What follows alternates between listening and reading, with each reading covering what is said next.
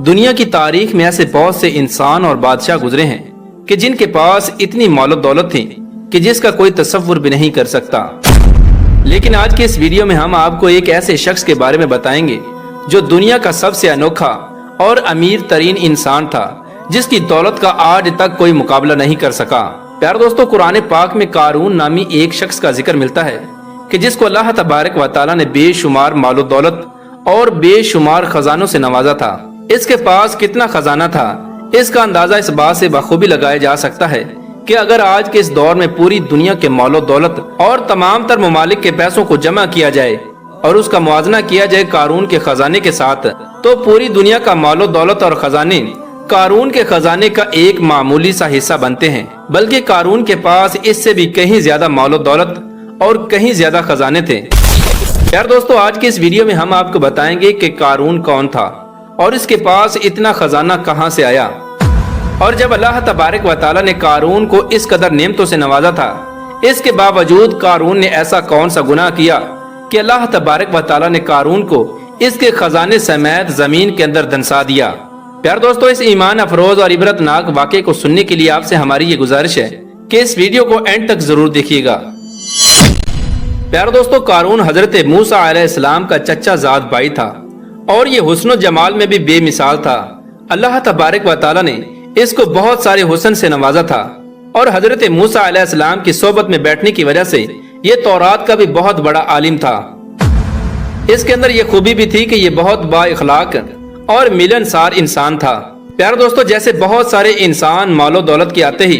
एकदम से बदल जाते हैं, ऐसे ही कारून बेशुमार मालो दौलत के आते ही एकदम से बदल गया और अल्लाह तबारक व तआला के प्यारे नबी हजरत मूसा अलैहिस्सलाम का बहुत बड़ा दुश्मन बन गया। यार दोस्तों, इसके पास इस कदर खजाना था और अल्लाह तबारक व तआला ने इसको इस कदर मालो दौलत से नवाजा था कि 70 ऊंट सिर्फ इसके खजाने की चाबियां लेकर चला करते थे। प्यारे दोस्तों, जरा इस बात का अंदाजा लगाएं कि जिसके खजाने की चाबियां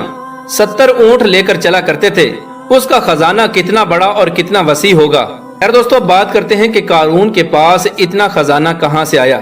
और ये इस कदर अमीर कैसे हुआ। इसके मुतालिक मुख्तलिफ रिवायात मिलती हैं। एक रिवायत के मुताबिक कारून हजरत मूसा अलैहिस्सलाम की सोबत में बैठा करता था और वहां से इसने इल्म कीमियाई हासिल किया, जिसकी मदद से ये लोहे और मिट्टी को सोना बनाने में कामयाब हो गया और इस तरह ये सोना बना बनाकर दुनिया का अमीर तरीन शख्स बन गया। और एक दूसरी रिवायत के मुताबिक कारून लोगों को सूद पर माल दिया करता था, जिसके बदले में ये लोगों से 2 गुना वसूल किया करता था। इस तरह आहिस्ता आहिस्ता वक्त यूं ही गुजरता गया और ये मिस्र की तारीख का अमीर तरीन शख्स बन गया। इधर जब अल्लाह तबारक व तआला ने हजरत मूसा अलैहिस्सलाम की तरफ ज़कात का हुक्म नाजिल फरमाया, तो हजरत मूसा अलैहिस्सलाम ने कारून को ज़कात देने का कहा। पहले तो कारून ने हजरत मूसा अलैहिस्सलाम के सामने इस बात का अहद कर लिया कि वो अपने माल का 1000वां हिस्सा ज़कात दिया करेगा। लेकिन जब कारून ने ज़कात का हिसाब लगाया तो ये उसके माल में से एक बहुत बड़ी रकम बनती थी। ये देखकर कारून पर एकदम से लालच और कंजूसी का भूत सवार हो गया और इसने अल्लाह तबारक व तआला का हुक्म मानने से इनकार कर दिया। और ना सिर्फ खुद इसने ज़कात देने से इनकार किया, बल्कि बनी इसराइल के लोगों को भी बहकाने लगा और हजरत मूसा अलैहिस्सलाम के खिलाफ भड़काने लगा और बनी इसराइल के लोगों को ये कहने लगा कि हजरत मूसा अलैहिस्सलाम ज़कात के नाम पर तुम लोगों के माल पर कब्जा करना चाहते हैं और तुम्हारा माल हथियाना चाहते हैं। इस तरह इस बदबख्त ने बनी इसराइल के लोगों को हजरत मूसा अलैहिस्सलाम के खिलाफ भड़काना शुरू कर दिया। यहाँ तक कि इस बदबख्त ने हजरत मूसा अलैहिस्सलाम से लोगों को दूर करने के लिए ये चाल भी चली कि इसने एक औरत को बहुत ज्यादा मालो दौलत देकर इस बात पर आमादा किया कि वो हजरत मूसा अलैहिस्सलाम पर बदकारी का इल्जाम लगाए। यहाँ तक कि इस बदबख्त ने हजरत मूसा अलैहिस्सलाम से लोगों को दूर करने के लिए ये चाल भी चली कि इसने एक औरत को बहुत ज्यादा मालो दौलत देकर इस बात पर आमादा किया कि वो हजरत मूसा अलैहिस्सलाम पर बदकारी का इल्जाम लगाए, ताकि लोग माज अल्लाह हजरत मूसा अलैहिस्सलाम से दूर हो जाएं और उनसे नफरत करने लगें। चुनाचे एक दिन ऐसा हुआ कि हजरत मूसा अलैहिस्सलाम एक मकाम पर खड़े होकर खिताब फरमा रहे थे कि इसी दौरान कारून ने हजरत मूसा अलैहिस्सलाम को टोका और हजरत मूसा अलैहिस्सलाम से ये कहने लगा कि आपने फलां औरत से बदकारी की है। ये बात सुनकर हजरत मूसा अलैहिस्सलाम इरशाद फरमाने लगे कि उस औरत को मेरे सामने लाओ। चुनाचे उस औरत को हजरत मूसा अलैहिस्सलाम के सामने पेश किया गया तो हजरत मूसा अलैहिस्सलाम उस औरत से फरमाने लगे कि ए औरत, तुझे उस पाक जात की कसम कि जिसने बनी इसराइल वालों को फिरौन से निजात अता फरमाई اور سمندر میں سے بنی اسرائیل کے لیے 2 رستے نکالے اور بنی اسرائیل والوں کو فرعون کے ظلم و ستم سے نجات عطا فرمائی۔ سچ سچ بتاؤ کہ ماجرا کیا ہے؟ حضرت موسیٰ علیہ السلام کی یہ بات سن کر وہ عورت حضرت موسیٰ علیہ السلام کے جلال کی وجہ سے کانپنے لگی، اور اس عورت نے بڑے مجمع میں قارون کے سامنے اس بات کا اقرار کیا اور حضرت موسیٰ علیہ السلام کی بارگاہ میں عرض کرنے لگی کہ اے اللہ تبارک و تعالیٰ کے نبی، قارون نے مجھے بہت زیادہ مال و دولت دے کر اس بات پر آمادہ کیا ہے کہ میں آپ پر زنا کی تہمت لگاؤں۔ اس عورت کی یہ بات سن کر حضرت موسیٰ علیہ السلام کی آنکھوں میں آنسو جاری ہو گئے، اور آپ علیہ السلام اللہ تبارک و تعالیٰ کی بارگاہ میں سجدہ شکر کے لیے گر گئے، اور حضرت موسیٰ علیہ السلام اللہ تبارک و تعالیٰ کی بارگاہ میں یہ دعا مانگنے لگے کہ یا رب العالمین قارون پر اپنا قہر و غضب نازل فرما۔ اس کے بعد حضرت موسیٰ علیہ السلام نے بڑے مجمع میں یہ اعلان کیا کہ بنی اسرائیل میں سے جو کوئی بھی قارون کا ساتھی ہے وہ قارون کے ساتھ ہو جائے، اور جو میرا ساتھی ہے وہ میرے ساتھ ہو جائے۔ چنانچہ اس وقت 2 افراد کے علاوہ باقی تمام لوگ حضرت موسیٰ علیہ السلام کے ساتھ ہو گئے۔ صرف 2 افراد ایسے تھے جو قارون کے ساتھ کھڑے رہے۔ اس کے بعد حضرت موسیٰ علیہ السلام نے زمین کو حکم دیا کہ اے زمین تو اس بدبخت کو پکڑ لے، تو اس وقت زمین نے اللہ تبارک و تعالیٰ کے حکم سے قارون کو گھٹنوں تک زمین کے اندر دنسا دیا۔ پھر حضرت موسیٰ علیہ السلام نے زمین کو دوبارہ یہی حکم ارشاد فرمایا، تو اس وقت قارون کمر تک زمین کے اندر دھنس گیا۔ یہ منظر دیکھ کر قارون حضرت موسیٰ علیہ السلام کے سامنے رونے لگا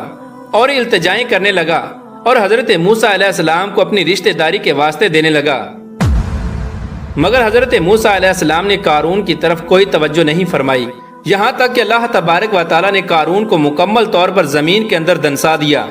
اس وقت وہ 2 آدمی جو قارون کے ساتھ کھڑے تھے وہ تمام لوگوں کے سامنے یہ کہنے لگے کہ حضرت موسیٰ علیہ السلام نے قارون کو زمین کے اندر اس لیے دنسایا ہے تاکہ حضرت موسیٰ علیہ السلام قارون کے خزانوں پر قبضہ کر سکیں اور قارون کے تمام مال و دولت کو اپنا بنا سکیں۔ ان کی یہ بات سن کر حضرت موسیٰ علیہ السلام نے اللہ تبارک و تعالیٰ کی بارگاہ میں پھر دعا کی، اور حضرت موسیٰ علیہ السلام اللہ تبارک و تعالیٰ کی بارگاہ میں یہ عرض کرنے لگے کہ یا رب العالمین قارون کا تمام خزانہ